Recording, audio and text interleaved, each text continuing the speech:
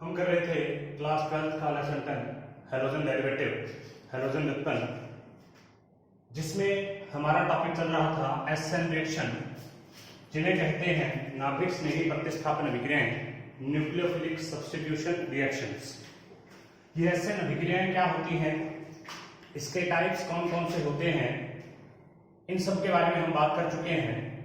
इसके अलावा हमने बात की थी कि SN1 प्रकार की अभिक्रिया क्या होती है, उसकी मैकेनिज्म या क्रियाविधि क्या है, उसके कैरेक्टरिस्टिक्स या विशेषताएं कौन सी हैं। लास्ट वीडियो में हमने इसके बारे में बात किया था। आज हम बात कर रहे हैं नाभिक स्नेही प्रतिस्थापन अभिक्रियाओं के दूसरे प्रकार के बारे में। इसका एक तीसरा प्रकार भी होता है जिसको हम SNI कहते हैं, इंटरनल न्यूक्लियोफिलिक सब्स्टिट्यूशन, लेकिन ये हमारे सिलेबस का पार्ट नहीं है तो इसे हम नहीं करेंगे। हम कर रहे हैं SN2 के बारे में। तो जो SN2 अभिक्रिया है ये है नाभिक स्नेही प्रतिस्थापन अभिक्रिया, और 2 का मतलब है बाइमॉलिक्यूलर, अर्थात द्विअणुक नाभिक स्नेही प्रतिस्थापन अभिक्रिया, बाइमॉलिक्यूलर न्यूक्लियोफिलिक सब्स्टिट्यूशन रिएक्शन या SN2 रिएक्शन। अब अगर हम इस अभिक्रिया की परिभाषा के बारे में बात करें तो वो ये होगी, ऐसी नाभिक स्नेही प्रतिस्थापन अभिक्रिया जिसमें अभिक्रिया का वेग दो अभिकारकों की सांद्रता पर निर्भर करता है, उसे द्विअणुक नाभिक स्नेही प्रतिस्थापन अभिक्रिया कहते हैं। अर्थात ऐसी अभिक्रिया जिसमें, ऐसी नाभिक स्नेही प्रतिस्थापन अभिक्रिया जिसमें अभिक्रिया का वेग दो अभिकारकों की सांद्रताओं पर निर्भर करता है, उसे द्विअणुक नाभिक स्नेही प्रतिस्थापन अभिक्रिया या SN2 अभिक्रिया कहते हैं। अगर हम इसे हैलोजन डेरिवेटिव के संदर्भ में कहें, हैलोजन व्युत्पन्न के संदर्भ में कहें, तो इसकी परिभाषा क्या होगी? इसकी परिभाषा होगी ऐसी अभिक्रिया जिसमें अभिक्रिया का वेग rate of reaction depends upon concentration of Rx, मतलब एल्किल हैलाइड की सांद्रता, और इसके अलावा न्यूक्लियोफिलिक की, जो न्यूक्लियोफाइल है उसकी सांद्रता। अर्थात वह नाभिक स्नेही प्रतिस्थापन अभिक्रिया जिसमें अभिक्रिया का वेग दो अभिकारकों एल्किल हैलाइड और आक्रमणकारी नाभिक स्नेही, इन दोनों की सांद्रताओं पर निर्भर करता है, उसे हम द्विअणुक नाभिक स्नेही प्रतिस्थापन अभिक्रिया कहते हैं। तो मैं आशा करता हूं कि आपको यह परिभाषा समझ में आ गई होगी। ऐसी रासायनिक अभिक्रिया या ऐसी नाभिक स्नेही प्रतिस्थापन अभिक्रिया जिसमें अभिक्रिया का वेग दो क्रियाकारकों की, जो एल्किल हैलाइड के संदर्भ में एक एल्किल हैलाइड हो जाएगा और एक आक्रमणकारी नाभिक स्नेही हो जाएगा, इनकी सांद्रता पर निर्भर करता है, उसे हम कहते हैं SN2 reaction. A nucleophilic substitution reaction in which rate of reaction depends upon two reagents, one is alkyl halide and second one is attacking nucleophile. This reaction is called as SN2 reaction. चलो आगे हम start करते हैं इस अभिक्रिया के mechanism के बारे में, इस अभिक्रिया के जो क्रियाविधि है उसके बारे में। सबसे पहले हम एक अभिक्रिया के द्वारा इसकी क्रियाविधि को समझेंगे और उसके बाद इसके जो कैरेक्टरिस्टिक्स हैं उसको हम करेंगे। देखिए, मान लीजिए हमारे पास ये कोई एल्किल हैलाइड है, इस तरीके से एल्किल हैलाइड है CH3C। इसमें ये वाला जो ग्रुप है ये क्या है? ये है निष्कासित होने वाला, निष्कासित होने वाला हैलाइड, लिविंग हैलाइड, मतलब जो यहां से निकल जाए। अब इसकी अभिक्रिया किसके साथ में करेंगे? इसकी अभिक्रिया हम करेंगे आक्रमणकारी नाभिक स्नेही के साथ में, मतलब अटैकिंग न्यूक्लियोफाइल के साथ में। ये क्या है? ये है अटैकिंग न्यूक्लियोफाइल या आक्रमणकारी नाभिक स्नेही, ये इसके साथ में अभिक्रिया करेगा। अब ये SN2 टाइप की रिएक्शन है, SN2 टाइप की रिएक्शन है, और इसमें एक ही स्टेप होता है। ये क्या होती है? वन स्टेप रिएक्शन होती है, सिर्फ सिंगल स्टेप रिएक्शन होती है, वन स्टेप रिएक्शन होती है। अब देखिए, इसमें सबसे पहले बनेगा क्या? यहां पर C है, यहां पर H, यहां पर H और यहां पर H। यहां पर आएगा न्यूक्लियोफाइल और यहां पर आएगा Cl, और इसके ऊपर ओवरऑल आ जाएगा नेगेटिव चार्ज। इसको हम कहते हैं संक्रमण अवस्था, टीएस। टीएस का मतलब होता है ट्रांजिशन स्टेट, और ये क्या होती है, ये होती है अत्यधिक अस्थाई, मतलब ये हाईली अनस्टेबल होती है, अत्यधिक अस्थाई होती है। उसके बाद इससे आगे क्या होता है, देखिए इससे ये कार्बन, उसके बाद में एक हाइड्रोजन, दूसरा हाइड्रोजन, तीसरा हाइड्रोजन और N प्लस बाहर क्या निकल जाएगा, Cl। तो ये क्या बन गया, उत्पाद बन गया, और ये क्या हो गया, निष्कासित होने वाला नाभिक संयुग्म हो गया। अब इस अभिक्रिया को बड़े ध्यान से समझिए। ज्यादातर कैरेक्टरिस्टिक्स में यहीं पर आपको करवा दूंगा, लेकिन कुछ अलग से अगर लिखने होंगे तो उसको भी हम लिखेंगे। सबसे पहले हम बात कर रहे हैं द्विअणुक नाभिक स्नेही प्रतिस्थापन अभिक्रिया के मैकेनिज्म की। आपने देखा कि ये पूरी की पूरी अभिक्रिया वन स्टेप में, सिंगल स्टेप में कंप्लीट हो रही है। तो अभिक्रिया का जो एक स्टेप है, यही स्टेप क्या होगा, यही स्टेप होगा आरडीएस। आरडीएस का मतलब होता है वेग निर्धारक चरण, रेट डिटरमाइनिंग स्टेप। तो यही चरण है। इस चरण में एक ये हमारे पास मॉलिक्यूल है और एक ये हमारे पास मॉलिक्यूल है। इस चरण में दो मॉलिक्यूल भाग ले रहे हैं, तो इसका मतलब अभिक्रिया का वेग इन दोनों की सांद्रताओं पर निर्भर करेगा। अतः हम इसको क्या कहेंगे, द्विअणुक या बायोमोलिकुलर न्यूक्लियोफिलिक सब्स्टिट्यूशन रिएक्शन। अब देखिए, सबसे पहले ये जो आपके सामने आपके सामने जो एल्किल हैलाइड है, ये कौन सा है, ये है मेथिल।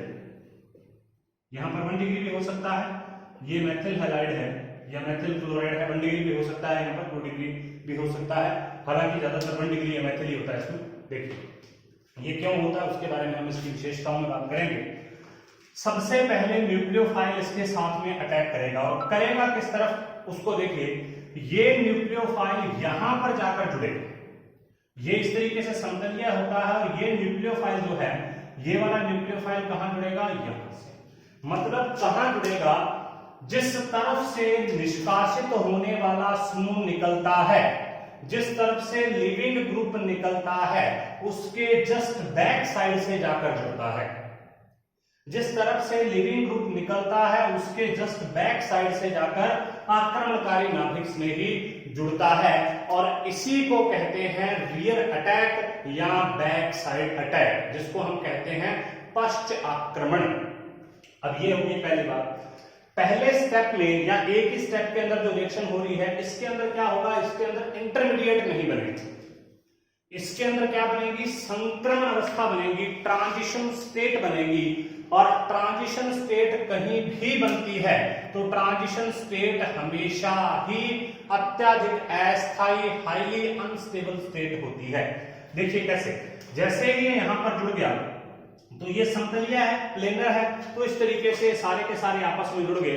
इस तरफ क्लोरीन जुड़ा हुआ है, इस तरफ न्यूक्लियोफाइल आकर जुड़ गया, और क्योंकि न्यूक्लियोफाइल के ऊपर नेगेटिव चार्ज था तो नेगेटिव चार्ज इसके ऊपर आ गया। अब देखिए, हम यहां पर देख रहे हैं कि कार्बन की जो वैलेंसी है, कार्बन की जो संयोजकता है, वो 5 होगी, तो वैसे ही अनस्टेबल होगी, क्योंकि कार्बन की संयोजकता कभी 5 नहीं हो सकती। एक्चुअली इसमें होता क्या है कि क्लोरीन का बंध टूट रहा होता है, ये बॉन्ड तो यहां से ब्रेक हो रहा है, और न्यूक्लियोफाइल का बॉन्ड बन रहा होता है। वापस देखिए, संक्रमण अवस्था में क्या होता है, क्लोरीन का बंध तो टूट रहा होता है, जबकि न्यूक्लियोफाइल का बॉन्ड बन रहा होता है। इसका मतलब संक्रमण अवस्था में हैलोजन और नाभिक स्नेही दोनों एक साथ कार्बन के साथ में जुड़े रहते हैं। इसीलिए क्या हो जाती है, यह संक्रमण अवस्था बहुत ज्यादा अस्थायी हो जाती है। अब होगा क्या, जैसे ही संक्रमण अवस्था स्थायी होगी तो ये यहां से क्लोरीन बाहर निकल जाएगा, और क्लोरीन के बाहर निकलते ही न्यूक्लियोफाइल यहां पर जुड़ जाएगा। अब इसमें एक चीज होती है, जो चीज आपने यहां पर देखी है, यहां पर क्लोरीन, ये जो क्लोरीन है, ये कौन सी साइड में है, ये यहां पर राइट हैंड साइड में है, ठीक है, ये क्लोरीन। लेकिन जो न्यूक्लियोफाइल जुड़ा है प्रोडक्ट में, वो कौन सी साइड में है, वो है लेफ्ट हैंड साइड। क्लोरीन जो कि क्रिया कारक का है, वो कौन सी साइड में है, राइट हैंड साइड में। जबकि जो न्यूक्लियोफाइल जुड़ा है वो कौन सी साइड में जुड़ा है, लेफ्ट हैंड साइड में। इसे कहते हैं इन्वर्जन ऑफ कॉन्फ़िगरेशन, मतलब अभिविन्यास का बदल जाना। ये अगर Cl इस तरफ था तो ये D हो गया मान लो, अब Cl हट गया और न्यूक्लियोफाइल इस तरफ जुड़ गया तो ये कौन सा हो जाएगा, L हो जाएगा। D और L क्या है उसके बारे में मैं लास्ट वीडियो में बात कर चुका हूं। तो इसका मतलब इसका विन्यास तो D था, जबकि इसका विन्यास क्या हो जाएगा, L हो जाएगा। तो इसको कहते हैं विन्यास का प्रतिपल, इन्वर्जन ऑफ कॉन्फ़िगरेशन, या इसका एक और नाम होता है, इसको कहते हैं वाल्डन प्रतिलोमन या वाल्डन इन्वर्जन। वाल्डन प्रतिलोमन या वाल्डन इन्वर्जन क्या है, अभिकारक की तुलना में उत्पाद के अभिविन्यास का बदल जाना, कॉन्फ़िगरेशन का बदल जाना। कॉन्फ़िगरेशन डी और एल, लेफ्ट और राइट साइड का। तो अभिकारक की तुलना में उत्पाद के विन्यास का बदल जाना क्या कहलाता है, वाल्डन प्रतिलोमन या वाल्डन इन्वर्जन कहलाता है। तो यहां पर हमने दो चार चीजें देखी, वो क्या थी, इस तरीके से पूरी की पूरी अभिक्रिया संपन्न हुई। सबसे पहले यह पूरी की पूरी अभिक्रिया एक ही चरण में संपन्न होती है, जबकि SN1 जो थी वो 2 चरणों में संपन्न होती थी। दूसरी बात, इस अभिक्रिया में संक्रमण अवस्था का निर्माण होता है जो कि अत्यधिक अस्थायी है, जबकि SN1 अभिक्रिया में संक्रमण अवस्था की बजाय इंटरमीडिएट का निर्माण होता था कार्बोकेटाइन का। तीसरी बात, इस अभिक्रिया में जो न्यूक्लियोफाइल है वो लिविंग ग्रुप के बैक साइड से, मतलब विपरीत दिशा से आक्रमण करता है, जबकि SN1 जो अभिक्रिया थी उसमें उसी दिशा से भी आक्रमण कर सकता था, उसी दिशा में भी जुड़ सकता था और विपरीत दिशा में भी जुड़ सकता था, जिसमें रेसिमिक मिश्रण बनता है। तो इस प्रकार का जो आक्रमण कौन सा होता है, फर्स्ट आक्रमण रियर साइड अटैक या बैक साइड अटैक। उसके बाद में नेक्स्ट चीज, यहां पर उत्पाद का अभिविन्यास बदलता है अभिकारक की तुलना में, जिसे वाल्डन प्रतिलोमन कहते हैं, जबकि SN1 अभिक्रिया में रेसिमिक मिश्रण प्राप्त होता है। तो अगर हम 4 अंतर के बारे में बात करें, बहुत महत्वपूर्ण क्वेश्चन है, आपको ये बिल्कुल आना ही चाहिए कि SN1 व SN2 रिएक्शन में 4 डिफरेंसेस कौन से हैं। बहुत बार बोर्ड ने क्वेश्चन पूछा है कि SN1 और SN2 में 4 डिफरेंसेस कौन से हैं। तो सबसे पहला, SN1 रिएक्शन 2 चरणों में होती है, SN2 रिएक्शन 1 चरण में होती है। SN1 रिएक्शन में संक्रमण अवस्था का, SN1 रिएक्शन में मध्यवर्ती कार्बोकेटाइन का निर्माण होता है, जबकि SN2 में संक्रमण अवस्था का निर्माण होता है। उसके बाद तीसरी बात, जो SN1 रिएक्शन है, SN1 रिएक्शन में रेसिमिक मिश्रण का निर्माण होता है, जबकि जो SN2 रिएक्शन है इसके अंदर वाल्डन प्रतिलोमन पाया जाता है। चौथी बात, जो SN1 रिएक्शन है उसमें किसी भी प्रकार का पश्च आक्रमण नहीं होता, जबकि जो SN2 रिएक्शन होती है उसमें पश्च आक्रमण भी पाया जाता है।